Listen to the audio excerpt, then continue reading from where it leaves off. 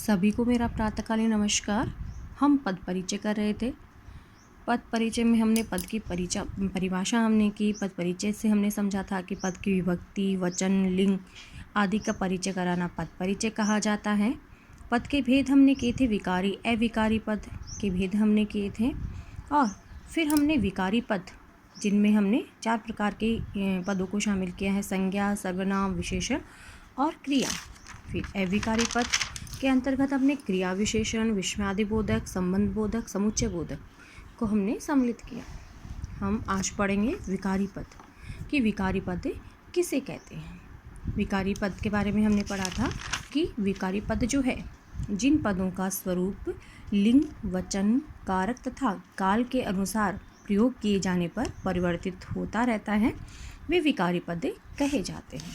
सबसे पहले हम करेंगे विकारी पदों के अंतर्गत करेंगे संज्ञा पद। अब देखिएगा, हम देखते हैं कि इसमें संज्ञा का अर्थ है नाम। किसी प्राणी, वस्तु, स्थान, गुण, भाव आदि के नाम को संज्ञा कहा जाता है। यथा मनुष्य है, गाय, वस्त्र, पर्वत, नदियों के नाम गंगा, मधुरता, क्रोध, ये भाव आदि क्या है, संज्ञा के अंतर्गत शामिल है। संज्ञा के भेद, संज्ञा जो होती है 3 प्रकार की होती है: व्यक्तिवाचक संज्ञा, जातिवाचक संज्ञा और भाववाचक संज्ञा।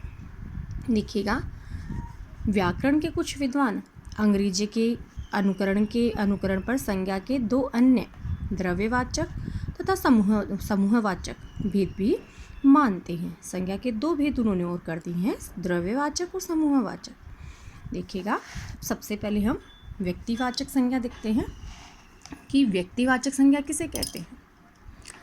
जिस संज्ञा में किसी एक व्यक्ति या वस्तु, स्थान का बोध होता है, उसे व्यक्तिवाचक संज्ञा कहते हैं। जिस संज्ञा में किसी एक व्यक्ति, वस्तु या स्थान का बोध होता है, उसे व्यक्तिवाचक संज्ञा कहते हैं।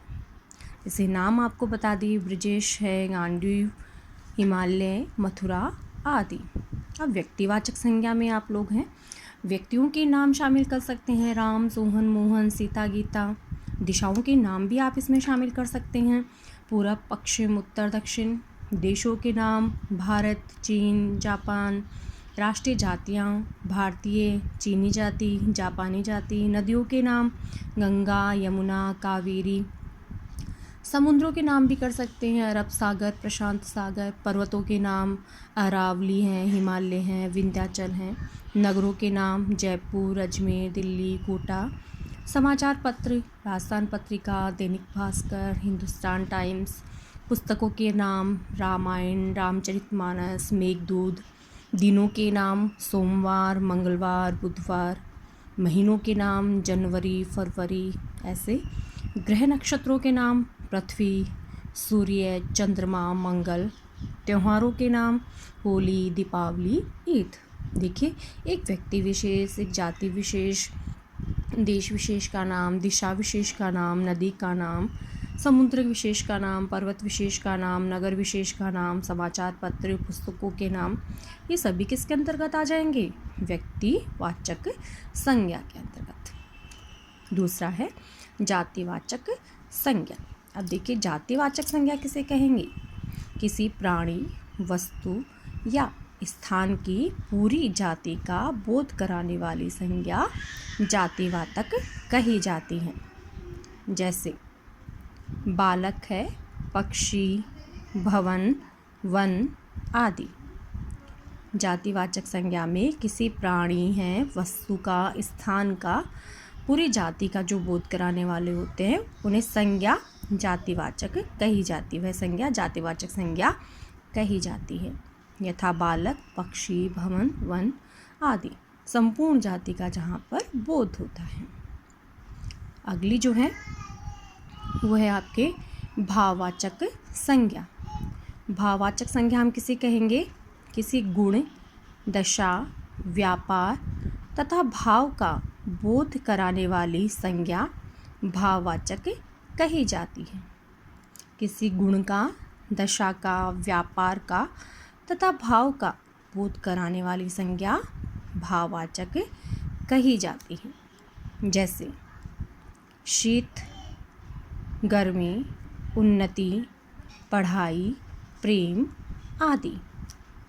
जहाँ किसी गुण का, दशा का, व्यापार का, भाव का बोध होता है, वो संज्ञा क्या क्या क्या क्या कहलाती हैं? वह है भाववाचक संज्ञा। इसमें देखिए शीत का भाव है, गर्मी का भाव है, उन्नति का, व्यापार का, पढ़ाई का, प्रेम का, ये सभी क्या हैं?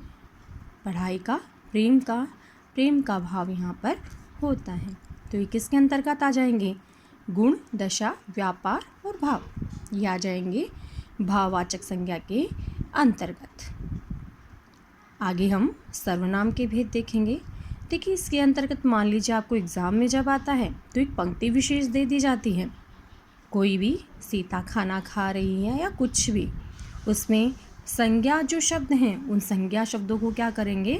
उनको रेखांकित अर्थात उनको अंडरलाइन रेखांकित कर दिया जाएगा और उससे आपसे पूछा जाएगा कि इसके अंतर्गत किस संज्ञा का प्रयोग यहाँ पर किया गया है। तो संज्ञा के हमने 3 भेद किए, व्यक्तिवाचक, जातिवाचक और भाववाचक। तो उसके अंतर्गत आपको बताना रहेगा, अगर व्यक्ति विशेष का नाम है तो व्यक्तिवाचक संज्ञा, जाति विशेष का नाम है तो जातिवाचक संज्ञा और भाव विशेष का नाम है तो वहाँ पर भाववाचक संज्ञा हो जाएगी। तो परीक्षा की दृष्टि से पद परिचय जब आपको पूछा जाएगा तो उसमें रेखांकित करके किसी शब्द को रेखांकित कर दिया जाएगा और उसके अंतर्गत आपसे पूछा जाएगा। उसके अंतर्गत सभी पूछे जाएंगे, सर्वनाम, संज्ञा, सर्वनाम, विशेषण, क्रिया, अव्यय शब्द, ये सभी इसके अंतर्गत आएंगे। तो आज हमने पढ़ा संज्ञा के बारे में, आगे बाद में हम करेंगे। आज के लिए इतना ही, धन्यवाद।